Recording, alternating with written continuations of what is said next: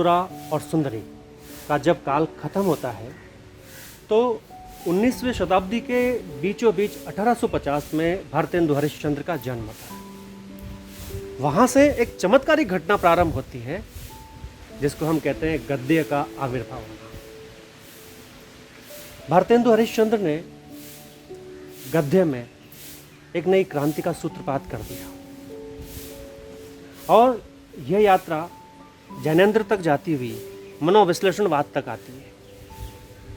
जब सुनीता, क्षणदा जैसे उपन्यास जैनेन्द्र लिख रहे थे, उसी दौरान 1911 में पैदा हुए अज्ञेय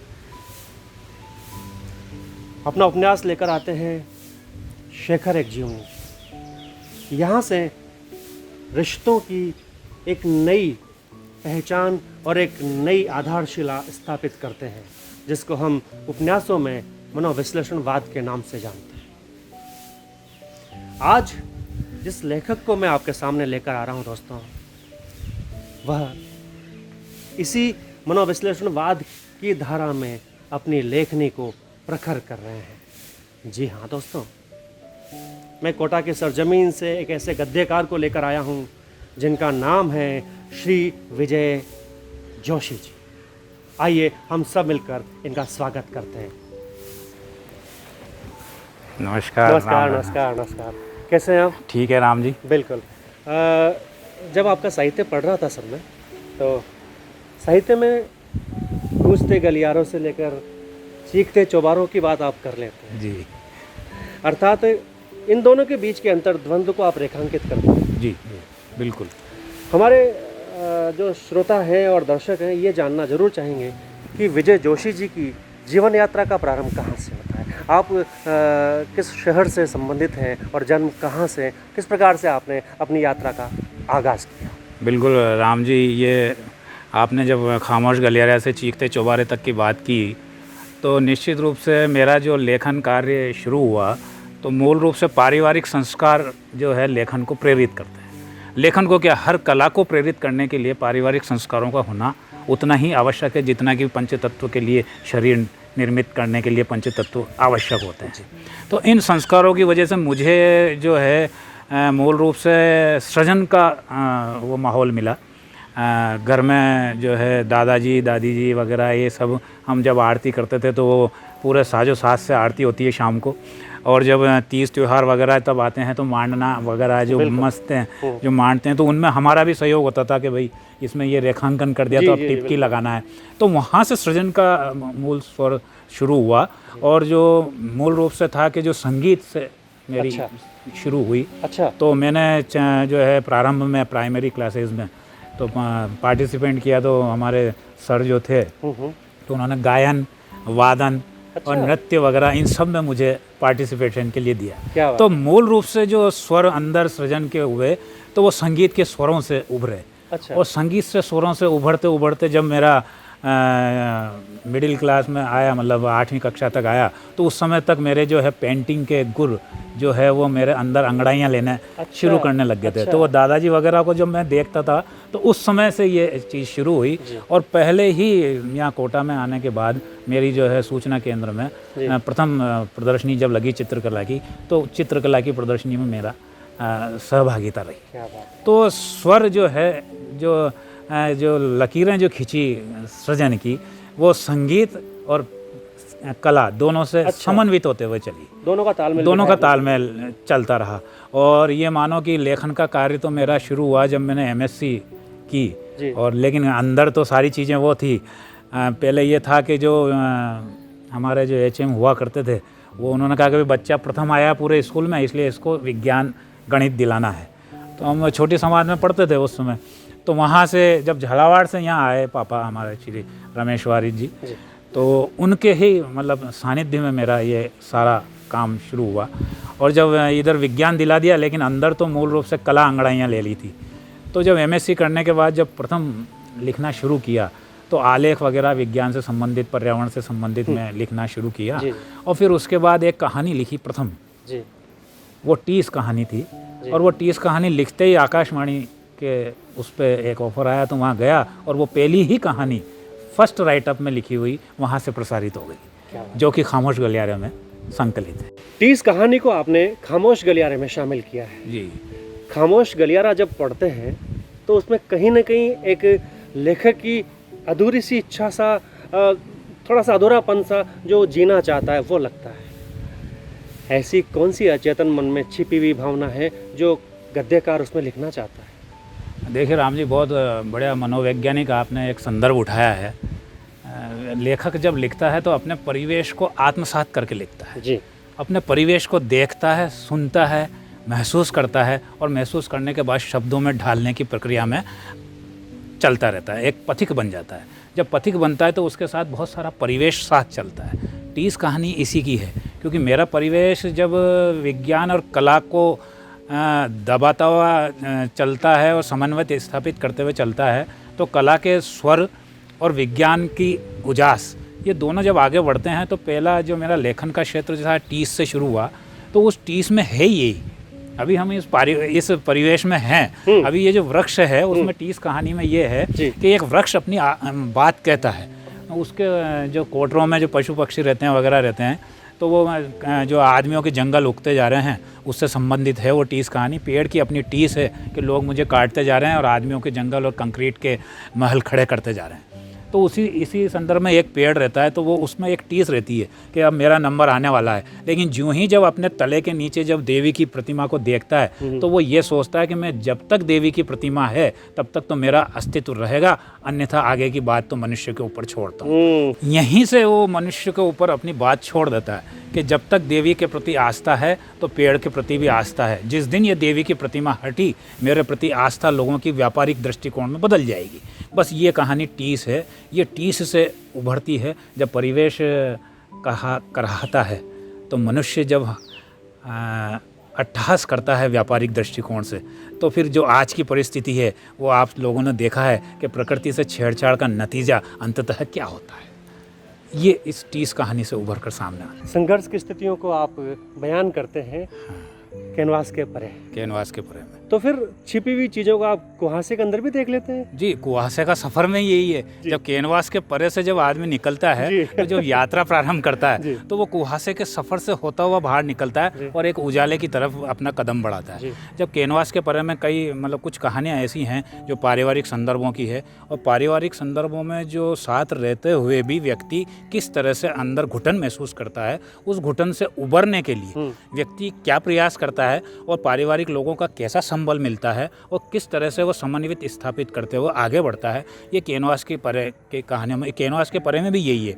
एक चित्रकार का मन है उसमें, वो चित्रकारी के लिए जाता है कि आज मैं लैंडस्केप बनाऊंगा, लेकिन उसको वहाँ माँ दिखाई दे जाती है, तो उस माँ का चित्र खींचता है वो। अच्छा। माँ का चित्र खींचते हुए वो माँ कहानी के अंदर आता है। और कैनवास के परे में एक जो है बहुत बड़ी कलाकार होती है जो नेशनल लेवल पर रहती है, लेकिन उसका पति उसको साथ नहीं देता है। अच्छा। तो उसकी वो टीस सालती है और फिर अपने एक कैनवास के ऊपर उस टीस को उभारती है।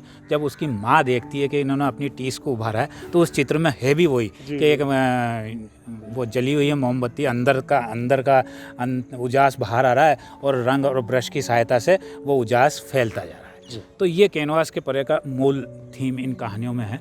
और कहानियाँ भी है जिसके अंदर ये चीज़ें व्यक्ति आगे बढ़ता है। खामोश गलियारे से सुलगते मौन तक की यात्रा, ऐसा लगता है जैसे अज्ञेय शेखर एक जीवनी लिख रहा हो या तृप्त इच्छाओं को विजय जोशी जी अपनी कलम का साथी बना रहे हों।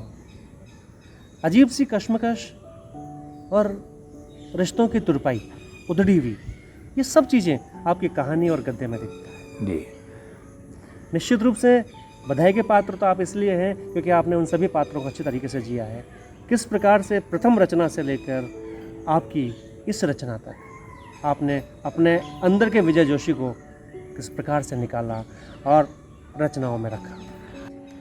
राम जी, आपने बहुत वो लेखक के मूल स्वर किस तरह से आगे बढ़ते हैं और किस तरह से ध्वनित होते हैं, उस ध्वनि को पकड़ने का एक प्रयास किया है।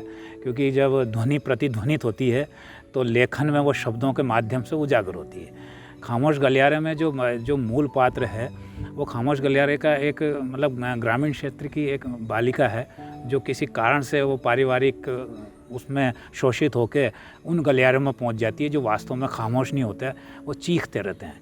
फिर एक बहुत धनाढ्य वर्ग का एक अच्छा सुसंस्कृत बालक उसके संपर्क में आता है और वो वहाँ पे भी एक पवित्र जीवन जीती है। तो ये पात्र ये खामोश गलियारे से चल के जब सुलगता मौन तक आते हैं तो उनका जो मौन वहाँ पे अंदर ही अंदर था वो सुलगता हुआ अंततः फूटता है। और सुलगता मौन जब फूटता है तो अपने परिवेश का और अपने आसपास का और अपने किरदारों के जो प्रभावित करते हैं उन चीज़ों से बातचीत करता है।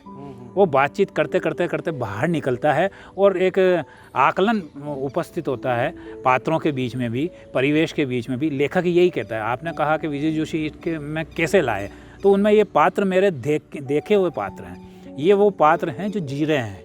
और सुलगता मौन अर्थात वो अंदर ही अंदर सुलगते हुए किस तरह से उस मौन के पार जाते हैं और अपनी बात को रखते हुए उस उजास के साथ आगे बढ़ते हैं। कहानी की यात्रा के बाद जब आप उपन्यासों की तरफ बढ़ते हैं तो कहा जाता है कि कहानी लिखना और उपन्यास लिखना रात और दिन का अंतर सा हो जाता है। उपन्यास में पूरे जीवन को, संपूर्ण आयामों को छूना होता है, कहानी में आप जीवनांश करके हम लिख सकते हैं। उपन्यास लिखते हुए आपके अंदर क्या क्या बदलाव महसूस हुए, क्योंकि आप कहानियाँ लिखकर उपन्यास की यात्रा पर बढ़े, बहुत कुछ बदलना होता है। क्या क्या बदला आपके अंदर? राम जी, बिल्कुल सही और सहज प्रश्न किया आपने, क्योंकि जब कहानी लिखते लिखते जब उपन्यास की यात्रा आरंभ होती है तो वस्तुतः क्या होता है, कहानी लिखते वक्त भी एक अंश तो होता है, लेकिन अंश के पहले जब लेखक सोचता है तो एक संपूर्ण परिवेश, पूरा जीवन सोचता है। उस जीवन को सोचते हुए फिर अपनी यात्रा उपन्यास की शुरू करी। मुझे हमारे एक साथी थे जो उन्होंने कहा कि भाई खामोश गलियारे तो लिख दी जोशी जी आपने, अब चीखते चौबारे भी लिख दो। अच्छा, तो मेरे क्लिक हुआ बहुत तो बढ़िया। उन्होंने ये कहा कि अच्छा, अरे चीखते चौबारे, तो मेरा चीखते चौबारे जब मैंने लिखना शुरू किया तो मेरे को इस शीर्षक में ये लगा कि इसमें कहीं ना कहीं जासूसीपन तो नहीं है। तो मैंने लिखना शुरू किया तो वो हवेली से लिखना शुरू किया था कि हवेली के अंदर ये होता है वो होता है, लेकिन मैंने कहा कि ये एक पुनरावृत्ति हो जाएगी। जासूसी उपन्यास उस समय बहुत चल रहे थे, तो मैंने कहा कि इसको साहित्यिक कृति के रूप में डालने के लिए शीर्षक यही रखूँगा, क्योंकि मुझे एक चैलेंज मिला था, मतलब एक चुनौती मिली थी कि आप जब खामोश गलियारे मिले तो चीखते चौबारे क्यों नहीं लिख सकते। बिल्कुल। तो मैंने उसको एक स्त्री और पुरुष के पात्र को लेते हुए उनके मनोविज्ञान को उभारा है। और इस जो है इसमें एक संयोग से एक कलाकार होते हैं और कलाकारों के लिए कहा जाता है कि वो प्रवृत्ति से थोड़े से मनमस्त होते हैं, लेकिन वो बहुत अंतर्राष्ट्रीय स्तर के कलाकारों में एक थोड़ी सी वो थी। तो मैंने उस पात्र में वो क्या करते थे कि किसी का पोर्ट्रेट बनाते थे और उसके साथ थोड़ा सा व्यभिचार वाली स्थिति हो जाती थी, तो ये उसकी पत्नी देख लेती है, सुरेखा। तो वो सुरेखा को ये लगा कि जो आदमी इतना आदर्श है समाज के लिए, अगर वो इस तरह के काम करता है तो उसको समाज में जिंदा रहने का हक नहीं है। तो वो उसको कि भाई ये इसको समाज से हटना चाहिए। लेकिन अब विज्ञान कहता है कि वंश में कुछ ना कुछ बीज रोपण हो जाते हैं। वही बीज उसके जो है पुत्र जो है एक बहुत बड़ा छाया चित्रकार है जिसकी प्रदर्शनी नेशनल और इंटरनेशनल लेवल पे लगती है। जब उसमें वो पुनरावृत्ति देखती है तो उन्होंने कहा कि ये नहीं, तो उसमें एक सुरेखा जो है वो अपनी बेटी से कहती है कि इनको जिंदा रहना अपने वंश के लिए नहीं बल्कि समाज के लिए बहुत ख़राब है ये। तो उन्होंने कहा कि तो वो उसकी बेटी कहती है कि नहीं माँ, मैं अपने तरीके से करूँगी, क्योंकि वो जो है पिछली अपनी पति की जो कारस्तानियाँ थी वो एक पांडुलिपि में वो चीखते चौबारे नामक पांडुलिपि में लिख देती है। अच्छा। और उससे कहती है कि जब मैं नहीं रहूं दुनिया में तब इस पांडुलिपि को खोलना। तब उसमें वो चित्र सामने आता है और बेटी से कहती है कि तू एक चित्र बनाना, 13वां पोर्ट्रेट, जो इनकी सारी उसको उजागर करे।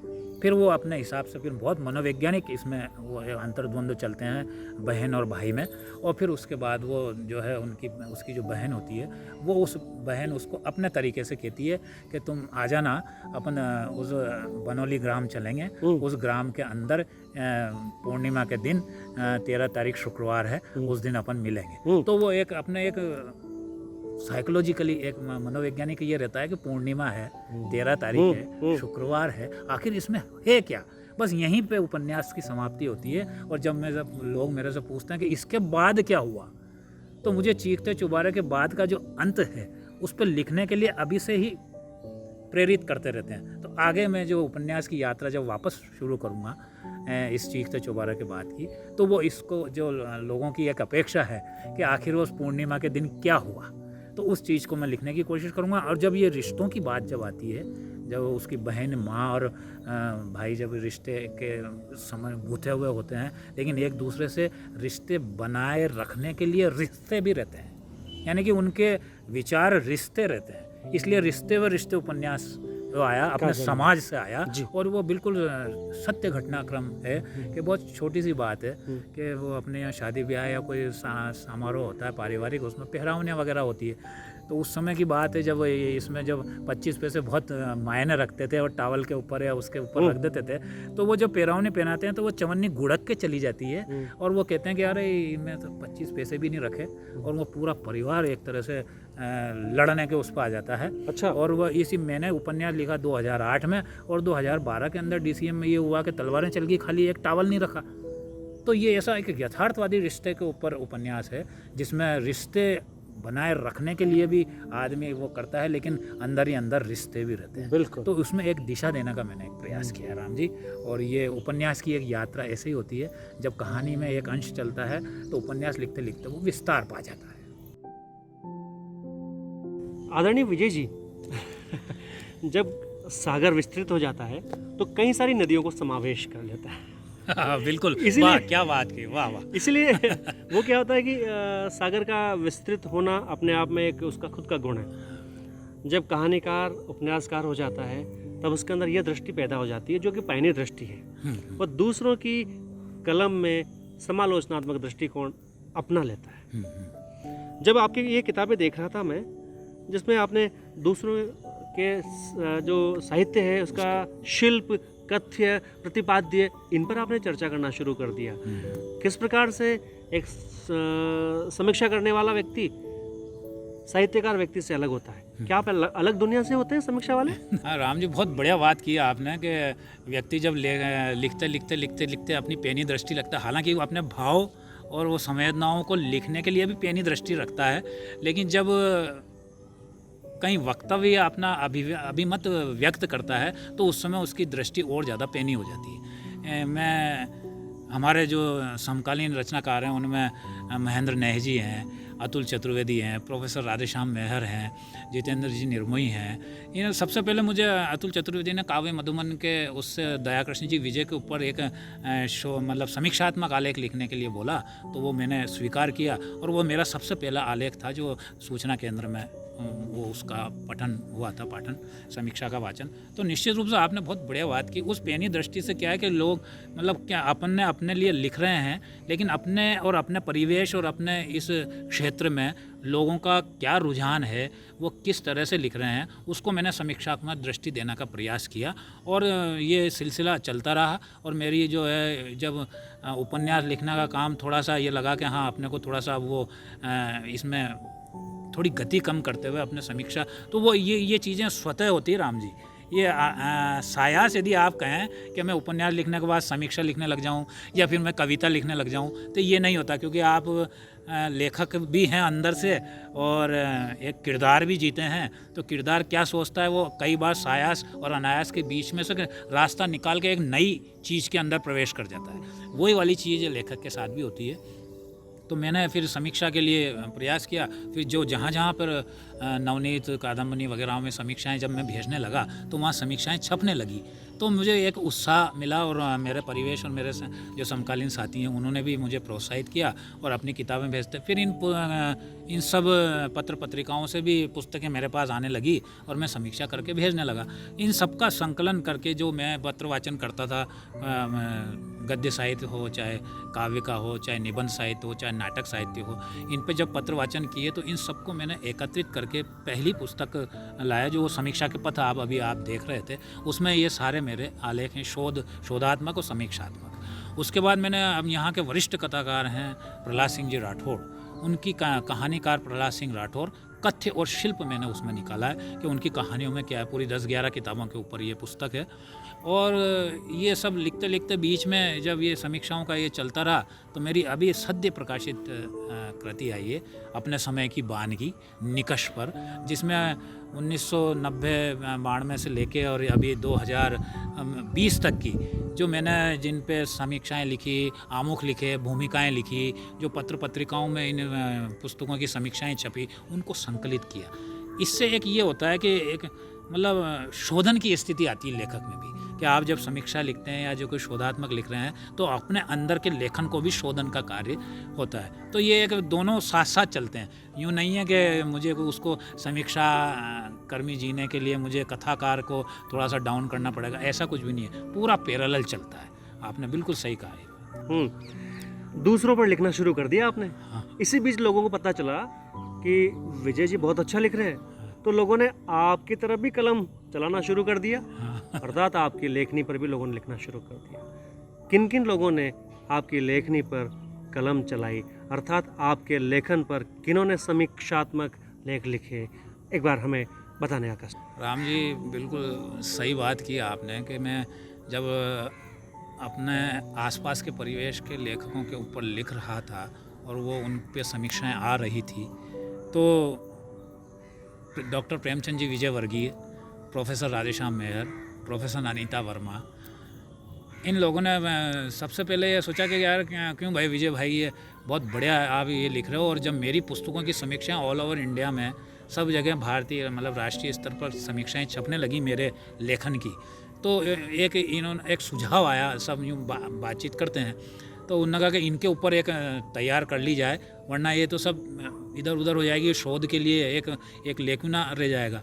तो वो जो पुस्तकों की मेरी समीक्षाएं छपी, उन समीक्षाओं के अंदर लगा कि हाँ इसमें कुछ वो है, तो इनको वापस इन समीक्षाओं को एकत्रित करके और इन किताबों के अंदर क्या है, तो लोगों ने जो लिखा, तो डॉक्टर प्रेमचंद विजयवर्गीय और प्रोफेसर राधेश्याम मेहर, इन दोनों के संपादन में मेरी एक पुस्तक आई, कथा कलशों के शिल्पकार विजय जोशी।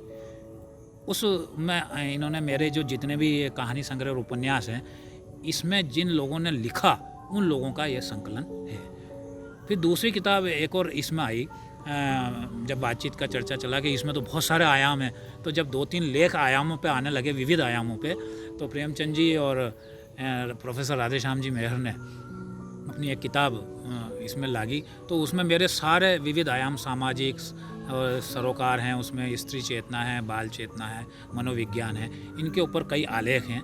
तो वो ये जो है संवेदनाओं का कथा संसार और विजय जोशी, ये प्रेमचंद जी और प्रोफेसर राधेश्याम जी मेहर के संपादन में आई। और वो जो कथा कलशों के शिल्पकार विजय जोशी हैं, वो इसके जो है प्रोफेसर अनीता वर्मा और प्रोफेसर राधेश्याम मेहर दोनों के संपादन में हुई। एक तीसरी किताब फिर एक और उभर के सामने आती है, जब देखा कि इसमें कुछ न कुछ छूट रहा है, तो डॉक्टर गीता सक्सेना ने मुझसे चर्चा की कि मैं आपके शिल्प पर इस पर लिखना चाहती हूँ। तो वो उन्होंने थोड़ा बहुत लिखा था, तो हमने चर्चा की कि ये जो आपने 20-25 पेज लिखे, अगर ये बढ़ जाए, कि वो बढ़ जाएंगे, तो वो आराम से 100-150 पेज बन गए। और वो पुस्तक एक और निकल के सामने आई, वो है ये विजय जोशी के कथा साहित्य का शिल्प, शैल्पिक सौंदर्य। तो ये डॉक्टर गीता सक्सेना ने इसको लिखी है। तो निश्चित रूप से एक ये शोधार्थियों के लिए और कुछ खुद लेखक के लिए भी एक प्रेरणा का स्रोत बन जाती है। इतना सारा साहित्य लिखने के बाद में लोगों के लिए आप खुद एक केंद्र बन गए। और सबसे बड़ी बात यह है कि आपने जितना लिख दिया उसमें लोगों के पीएचडी होने लग गई, शोधार्थी भी आपसे लाभान्वित होने लग गए। कितने लोगों ने आपकी इस साहित्य की यात्रा पर शोध कर लिया और किस प्रकार से लोग आज भी जुड़ते जा रहे हैं। कृपया भावी शोधार्थियों के लिए भी कुछ मार्गदर्शन प्रदान करें। राम जी, बिल्कुल ये कहा कि जब शोध विषयक जब आलेख आने लगे, तो उस समय प्रोफेसर राधेश्याम मेहर, जो पूरा हिंदी डिपार्टमेंट था, उनकी प्रेरणा से शोधार्थियों के लिए जब यहाँ कोटा विश्वविद्यालय में जब पीएचडी करने के लिए यहाँ पे जब खुला विभाग उसमें, तो उसमें ये लगा कि हाँ विजय जोशी के ऊपर भी होना चाहिए। तो प्रोफेसर राधेश्याम मेहर, अनीता वर्मा, उसमें लड्डू लाल जी और ये मुरलिया शर्मा और ये जो थे, इन लोगों ने बहुत प्रेरित किया। और मेरे ऊपर फिर सबसे पहले इन्होंने एमफिल कराई, तो मेरे व्यक्तित्व कृतित्व पर एक पूरा एक एमफिल हो चुकी है विक्रम विश्वविद्यालय से, उज्जैन से। मेरे केवल खामोश गलियारे के शिल्प और विधान के ऊपर पूरी एक एमफिल हो चुकी है। तो ये इन दो एमफिल मेरे इसमें हुई है। और एक मेरे जो है चीख थे चौबारा जो उपन्यास है, वो मद्रास साउथ इंडिया की जो यूनिवर्सिटी है, उस यूनिवर्सिटी से उसमें चीख थे चौबारे का मनोविज्ञान, उस पर एमफिल हुई है, जो डॉक्टर गीता सक्सेना के अंडर में हुई है। तो ये जो एमफिल होने के बाद फिर सोचा कि फिर इसमें इनके इतना विपुल साहित्य, इसमें विश्लेषण सही नहीं हो रहा है। शोधार्थियों को लगा कि नहीं, अभी इसका और विस्तार करना चाहिए। तो ये शोधार्थी एक बीना नेगी ने मेरे ऊपर एक पीएचडी की, जो कोटा विश्वविद्यालय से पहली, मतलब जो मेरे ऊपर पीएचडी हुई वो कोटा विश्वविद्यालय से हुई। और वो उन्होंने मेरे पूरे कथा साहित्य के, सामाजिक चेतना के विविध आयाम और शैल्पिक विधान के ऊपर उन्होंने पीएचडी की। उनको पीएचडी अवार्ड भी हो गई है। और अभी एक जो है सामूहिक रूप से भी पीएचडी लोगों ने कराई है। और इसके अलावा अभी 2 स्टूडेंट पीएचडी कर रहे हैं। तो ये शोधार्थियों के लिए ये एक हमें भी एक प्रेरणा मिलती है, लेखक को भी, कि हमें समाज के लिए हम ऐसा लिख रहे हैं कि शोधार्थियों को उसमें कुछ ऐसा लगता है कि सामाजिक सरोकार पूरे होते हुए समाज को एक दिशा मिल सकती है। तो साहित्य वही है राम जी, जो समाज को दिशा दे, और लेखक भी वही है जो समाज से ले और समाज से उस दृष्टि को ले और सरोकार की दृष्टि से उसको वापस समाज को ही सौंप दे। तो यही अब सौंप दिया इस जीवन का, सब एक दूसरे सब भार तुम्हारे हाथ में। तो व्यक्ति, ये रिश्तों की बात होती है कि एक दूसरे के ऊपर, यानी कि विचार का समन्वय करते हुए एक दूसरे को साझा करते हुए आगे बढ़ते हैं। तो ये भार सौंपना ही हो जाता है, एक दूसरे को साथ लेके चलते हैं। और साहित्य का मर्म भी यही है, उद्देश्य भी यही है और हित भी है। झालावाड़ की ज़मीन से निकला हुआ ये महान साहित्यकार हाड़ौती में किस प्रकार से रच बस कर अपनी कलम चलाता है। आपकी जब रचनाओं को देखता हूँ, हाड़ौती की बहुत सारी कहानियाँ हैं जो अकादमिक से सहयोगात्मक भी रही है। देखा यह जाता है कि जब आप हाड़ौती लिख रहे होते हैं या आपकी रचनाएं जब हम पढ़ रहे होते हैं, तब ऐसा लगता है कि लोक रंजन की पराकाष्ठा हो जाती है। आपने बिल्कुल डूब कर आप अपनी रूह तक, आत्मा तक हाड़ौती को जिया है।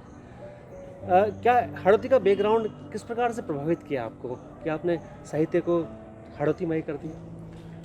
हुआ क्या राम जी के जब लिखे तो ये आनंद लक्ष्मण जी खांडेकर की, उसमें एक वो अखबार निकलता था एक, तो उस अखबार में कि भाई हाड़ौती में कुछ लिखो, तो थोड़ा बहुत लिखने का प्रयास किया, लेकिन वो बहुत टूटा फूटा था, क्योंकि मैं मालवा से हूँ, झालावाड़ से।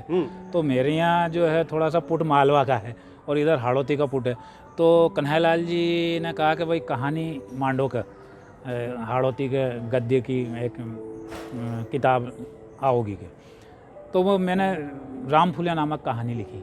उस राम फूलिया नामक कहानी के अंदर जब मैंने उनको लिखा तो उन्होंने एक एक लाइन में 5-5 गलतियाँ गोल गोल उन्होंने कर दिया। और उस गोल गोल करने की वजह से कि भाई हाड़ौती कैसे लिखी जाती है, ये इसके लिए एक बहुत बड़ी ये, तो उन्होंने पूरा वो पेज मेरे पास मौजूद है 7-8। जब उन्होंने कहा इसमें ये आएगा, इसमें ये आएगा, इसमें इस तरह से लिखो, तो पहली कहानी मेरी राम फूलिया आई।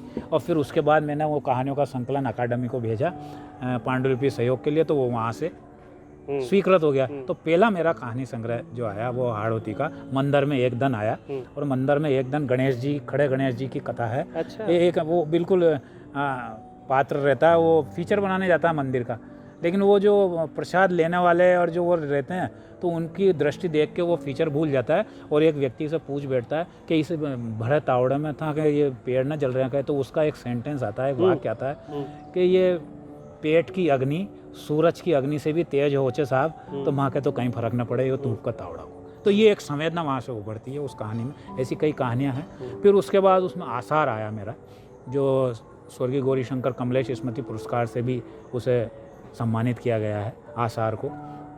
उसमें भी यही अपने सामाजिक परिवेश और पूरा ग्रामीण परिवेश का उभार आते हुए वो कहानियाँ आगे बढ़ती। शब्दार्थों सहित काव्यम भामा के द्वारा जब यह सूक्ति कही जाती है तो काव्य शास्त्र को अपने आप में परिभाषित करती है। शब्द और अर्थ को एक साथ एक सिलाई से जोड़ने वाले साहित्यकार विजय जोशी आज हमारे साथ थे। दोस्तों, गद्य में मेरे ख्याल से तो इससे श्रेष्ठ हाड़ौती की इस ज़मीन पर नहीं लिखा गया है। मैं आदरणीय विजय जोशी साहब को बहुत बहुत बधाई देता हूँ इस संपन्न कलम के लिए। ईश्वर करे आप दिन दुनी रात चौगनी प्रगति करते रहे और हमारे साहित्य को और धनाढ़ करते रहे। बहुत बहुत धन्यवाद साहब।